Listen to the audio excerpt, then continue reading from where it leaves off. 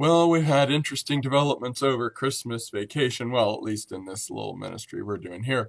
Evidently, there's like a YouTube page and some other websites and things like that that are established, of course, for the atheist agenda, the evolutionist, secularist agenda. But they're evidently paying a lot of attention to me. I really don't have time to mess with them, so I'm banning them when they try to interfere with my work. You know, there's a lot more of them than there are of us. We can't do this one man-on-man thing. We've got to play zones. Plus, like Nehemiah said to Sanballat and Tobias, I am doing a great work. I don't have time to come down and talk to you. So I am ignoring all of that, and I'm just going to go ahead and keep on doing the work I'm doing. This is going to be a great disappointment to them and their boss, the devil. Well, they don't know he's their boss, but he is. Only he could be smart enough to coordinate the worldwide effort that they've got going. And speaking of worldwide efforts, oh, and by the way, if anybody tries to invite you to a new Facebook page or a new web page or something like that I've started, I haven't done it. So don't join up that. Often they've done that in the past and put my picture up there and had me pretending to be me, saying things like that I think I'm God and everything else. So, stick with, the authoritative stuff here at Points of Origins, my original Facebook page. And if that gets hacked and I start saying all kinds of things that don't sound, like scriptural or of a Christ-like demeanor or different from what you're used to from me, that might be being hacked also. So I'll do this as long as I can in the clear, and maybe in perpetuatum, but that might not be possible. And so don't believe it if somebody friends you or invites you to like some new page that I'm doing, because it won't be me. My personal Facebook page is loaded with over 4,000 friends, so I'm not going to be friending anybody except it's people that I have met or know personally, because that's getting too crowded, and I'm doing ministry now through the Facebook page that you're on right now. Well, I got my first issue of the Skeptical Inquirer. That sounds logical, being skeptical about things, but it's really a synonym for atheist club. And look what it says here: the sputtering engine of creator belief. Oh yeah, well we'll get into that later, but I want to first, just in your first introduction to the Center for Skeptical Inquiry, which I once spoke to the Skeptic Society people at Purdue, and I think it was Purdue where I said, "Welcome, fellow skeptics," and they were all surprised, and I said, "Well, this is the Skeptic Society, isn't it?" He went, "Yeah." I said, "Well, I'm skeptical about evolution. What are you skeptical about?" Oh, they want to be skeptical about, in other words, Christianity, the Bible, and God belief. They are, to their credit in this magazine, skeptical about other things and other articles, but like I said, their boss is the devil, and so they don't realize it. They can't help it. So it's just like someone who's burped in the middle of a quiet room. They can't help it. Okay, so let's take a look at the people that are involved in their fellows.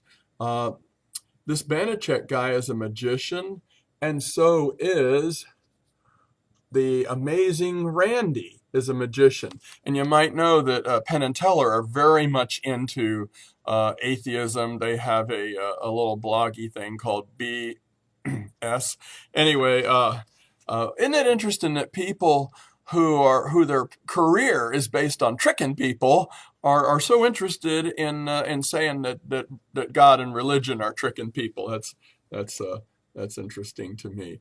I wonder why. Well, okay, let's see. I want you to notice that a lot of these people involved in this movement are in California, and that's something to note. Sean Carroll said that back in the 90s, I think, he said that when fossils are taught in Sunday school class in a favorable way, that's when we know that we've won. Well, that's nice. And I teach about fossils in Sunday school class, but just not with Sean Carroll's worldview. And he said some other things betraying that he's an atheist also. Let's see, the National Center for Science Education Incorporated is a privately owned We Hate Creationists club. And John Cole, a lot of people are anthropologists. That means they've been trained in human evolution, anthropology, the study of anthrops, us, people. So let's see, Richard Dawkins, of course, is there. Anne Druyan, who married Carl Sagan in 1981 and also still is a producer of the Cosmos series and just won an award, her and Neil deGrasse Tyson. But she also produced the Cosmos series back in the 80s that Carl Sagan was so famous for. And he is, of course, passed away. I really liked Carl Sagan. But I wish he had come to faith in Christ and God. He said it would, his last article in Parade magazine, he said it would be great if I could believe in such a thing, because it would be so comforting, but I can't. And well,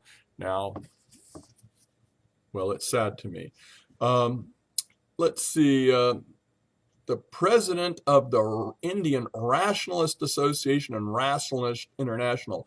When you see rationalism, it probably means atheism in any organization name. Think about that and think of organizations you thought were into free thought or free thinking and skepticism and rational thought and reason and science and reason. All of those are code for atheist group, evolutionist group.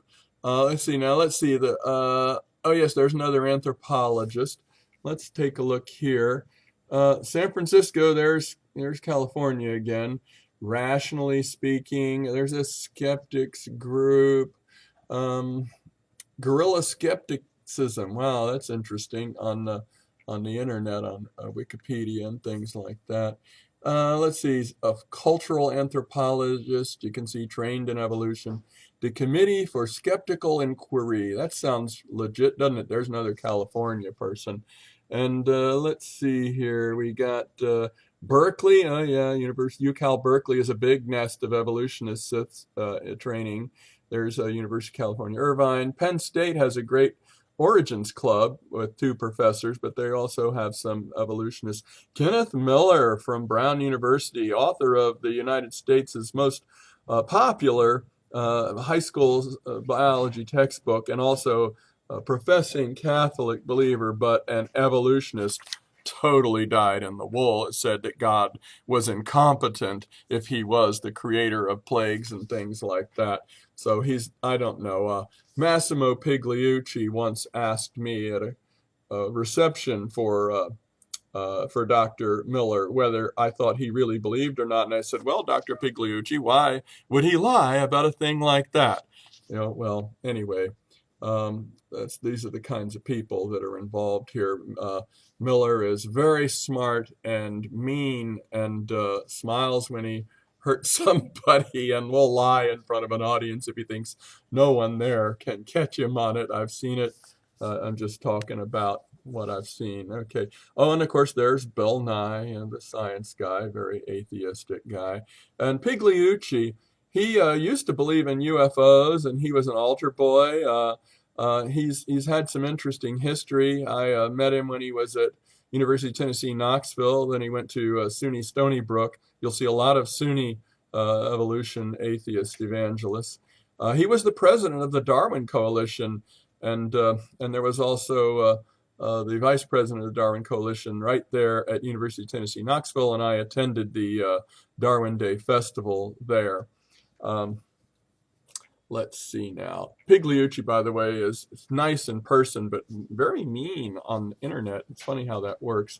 Prothero was speaking at the Darwin Festival. He was a paleomammalogist, but he said to the audience that creationists can't read, can't do math, and are constant liars. And the East Tennessee Creation Science Association, along with me and their leaders, were there, and so I raised my hand, and so did my friend Stephen Parker, who has a master's degree in meteorology, and he said, "Well, I got," and he told a very high score on the SAT math portion that he got in high school. And at that point, the vice president of the Darwin Coalition got up and said, "I don't think that we can say that all creationists are liars." He left out the part about not being able to do math or read. That's the kind of stuff we run into. Oh, and there, of course, is Eugenie Scott, an anthropologist, the head of the National Center for Science Education. Her director guy is at UCal Berkeley, Kevin Padian. I don't see him on this list. Seth Shostak from SETI, of course, Search for Extraterrestrial Intelligence. I don't believe in God, but they do believe in little green men and aliens and stuff without any data to support that, just an aesthetic thing. Jill Tarter, of course, the head of SETI, played by Jodie Foster in the movie Contact, after the book written by Carl Sagan about aliens and stuff like that. She said on CNN, "Absence of evidence is not evidence of absence." And, she's right about that. But that's the philosophy. There is no evidence, not a single data point to support there's alien life. And she's also quoted in the movie as saying, "If there's not intelligent life out there, it sure is a big waste of space," which is a human aesthetic emotion and doesn't have much to do with rational thought. Okay. And let's see, go a little further. Neil deGrasse Tyson, of course. This Dave Thomas guy is going to show up. There's some more California people. Cali. And, I'm sorry to see Marilyn Vos Savant in the Guinness Book of World Records as having the highest IQ, an author of the Parade magazine column. She's normally pretty even-handed in her treatment of things, but I do see now what her position is on things. I know she doesn't believe in creation, but she also doesn't believe in the Big Bang. Steven Weinberg, a Nobel Prize winner, he said that the greatest thing that science can do is rid the world of religion. Well, what a thing for a scientist to say. I thought his projects would be in physics and not in destroying people's cherished traditional beliefs.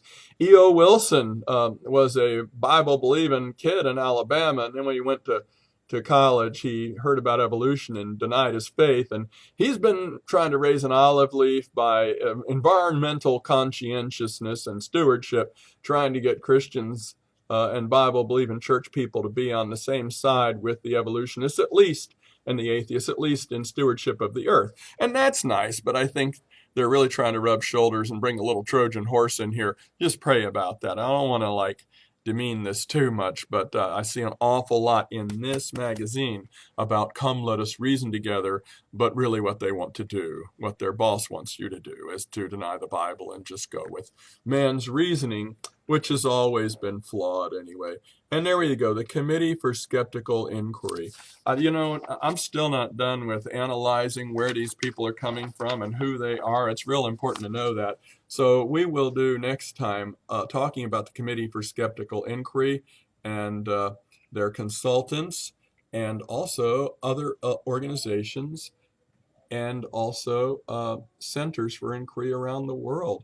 Oh my, the devil does not like it when you bring things to light. Darkness tries to hide, the song says. So we'll just do that and be praying the blood of Jesus over this, which all I'm doing is trying to talk to people who believe the same thing as I do. There are websites and Facebook pages for that, and it's very common. Why would they be so interested in trying to disrupt me talking to fellow Bible believers? There's a reason for that, so you keep thinking. God bless. Dr. J.